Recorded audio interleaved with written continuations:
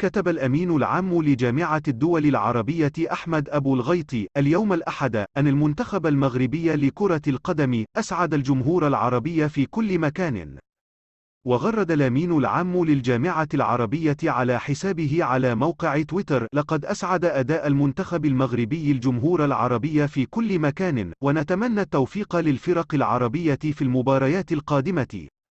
وعبر أبو الغيط عن تهانيه للمنتخب المغربي بعد الفوز على بلجيكا بهدفين دون رد برسم الجولة الثانية من مباريات المجموعة السادسة لبطولة كأس العالم المقامة حاليا في قطر.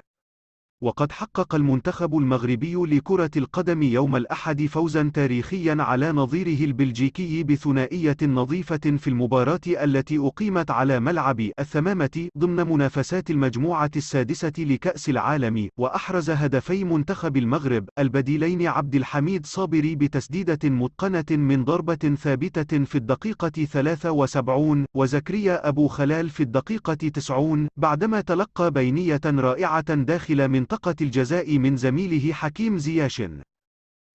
لا تنسوا الإعجاب بالفيديو والاشتراك في القناة تشجيعا لنا لنستمر بنشر المزيد إن شاء الله.